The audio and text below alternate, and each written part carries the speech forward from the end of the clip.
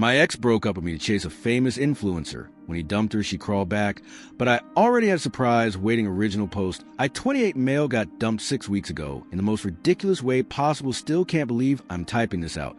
But here we are, was with Serena, 26, for 3 years, lived together for the last year in my apartment, thought things were solid, talking about future plans, meeting each other's. Family's the whole deal. Then she became obsessed with this lifestyle. Influencer Dante Murado. The guy has something like 2.3 million followers. He posts workout videos, luxury travel content, and motivational quotes over pictures of sunsets. You know the type. Serena didn't just follow him. She became a disciple. She commented on every single post, bought his overpriced protein powder, and even started journaling in his manifestation journal. Our apartment, once filled with our inside jokes and future plans, was now filled with the ambient noise of his hustle culture. The end came 6 weeks ago on a Thursday night. I was in the kitchen making dinner when she walked in with a look on her face I'd never seen before. It was a mixture of pity and smug superiority. "Marcus, we need to talk," she said. "What's up?" I asked, stirring the pasta sauce. "I've been doing a lot of thinking about my life path," she announced. "And I need to be single right now to pursue some opportunities." "What opportunities?" She showed me her phone. It was open to her DMs with Dante Murado. He had responded to one of her fawning comments with a generic, "Thanks, beautiful," accompanied by a winky face emoji. From there, she had launched a full-on campaign, sending him gym selfies and telling him how much he had inspired her personal journey. "You're breaking up with me over a winky face emoji?" I asked, completely baffled. "You don't understand," she said, her eyes shining with delusion. "He invited me to his fitness retreat in Bali next month. This could change my entire life." "Serena, that's a $3,000 MLM scam retreat. It's a networking opportunity," she corrected me. "He sees something special in me. He sees your credit card number." I shot back. "You're just jealous because you're stuck in your boring accounting job while some of us have bigger dreams," she yelled. "Dante says we need to surround ourselves with people who match our energy frequency." She actually said energy frequency with a completely straight face. She packed her things that weekend and moved back in with her roommate, Kendra.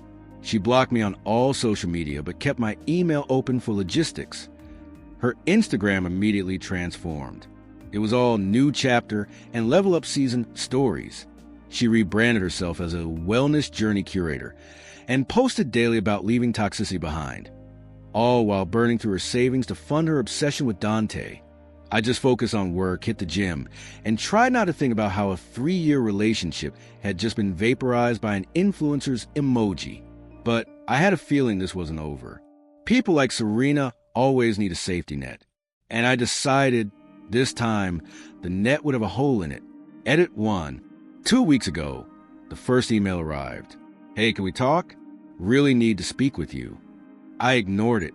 Then came the text from a new number. "Marcus, please, it's important." On Friday night, she ambushed me. I was walking home from a work dinner when I saw her waiting by the entrance to my apartment building. She looked rough. Her hair was unwashed, and the expensive designer gym clothes she'd bought for the retreat were wrinkled. She had clearly been crying. "Marcus, thank God," she said, rushing towards me. "I've been trying to reach you. I noticed. What do you want, Serena?"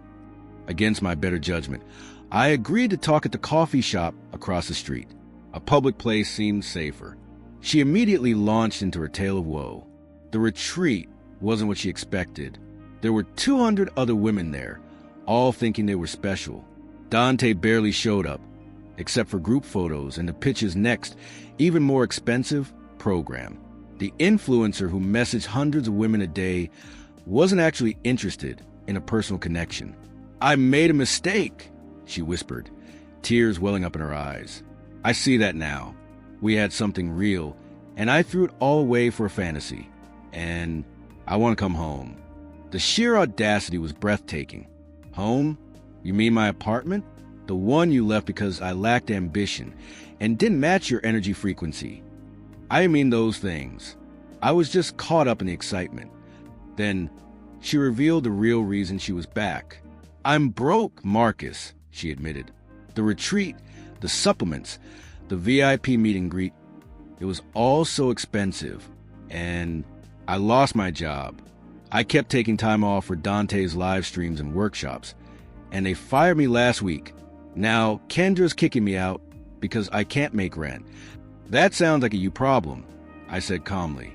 Her face hardened, the tears instantly vanishing. Wow, 3 years together, and this is how you treat me? You ended those 3 years for an Instagram DM. I'm apologizing. What more do you want? Nothing, I said, standing up. I want nothing from you. You're really going to let me be homeless?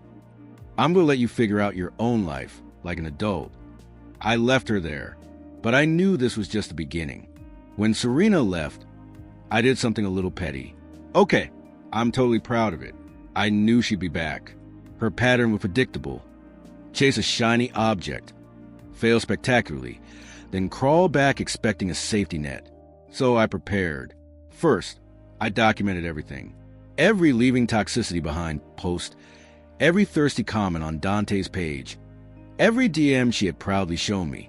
I screenshotted it all. Second, I started a little social media experiment.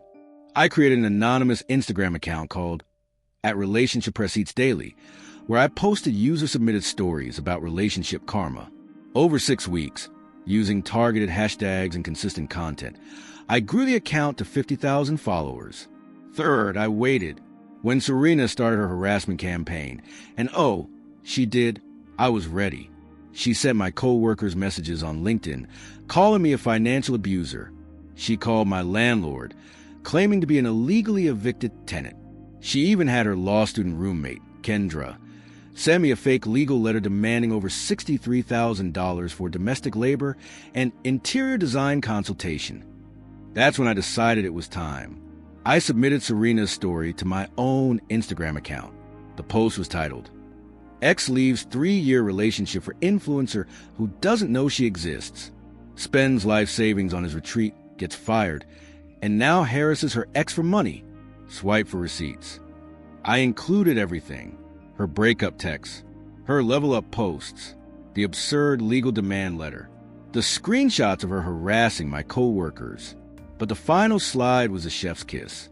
It was a screen recording of a live stream from Dante's retreat. In it, he was laughing with his friends, ranking the hottest attendees. He got to Serena and called her Stage 5 Clinger number 47, then laughed about the cringy poetry she had sent him about their cosmic connection. The post went viral. 2.3 million views in 48 hours. Dante's own followers found it and started tagging them both. The comments were brutal. Imagine leaving a whole relationship for this. For $1,500 to be called a Stage 5 Clinger. Serena's Instagram went private within hours, then was deleted entirely. Her roommate Kendra texted me, freaking out about defamation. My lawyer buddy replied for me, "Truth is an absolute defense. Also, impersonating an attorney is a crime. Best of luck in law school." I wasn't done. The companies where Serena had interviews, they all got an anonymous tip to check out the viral post. And when they called her references, who were my co-workers she had harassed, they got an earful. She lost 3 job offers in 1 week. The best part? I didn't have to lie once. I just used her own words, her own actions, and presented the receipts. The final act was an intervention. She showed up at my apartment with her parents. Her mom accused me of destroying her daughter's life. No, I corrected her. Your daughter chose to destroy our life. I just made sure the public record was accurate. I showed them the evidence of her harassment campaign. They left defeated. Last I heard, she moved back in with her parents and works part-time at a juice bar, one that Dante ironically promotes. She still posts motivational quotes about rising from the ashes. I'm dating someone new now, a wonderful woman I met at a cooking class. She thinks the story is insane and says anyone who leaves a real relationship for an influencer deserves whatever karma delivers. Some people say I went too far. Maybe, but I didn't force her to do any of it. I just made sure that when she came crawling back, there was no safety net to catch her. She wanted to chase a fantasy. She just didn't realize that sometimes fantasies turn into public nightmares. It's not revenge. It's just math.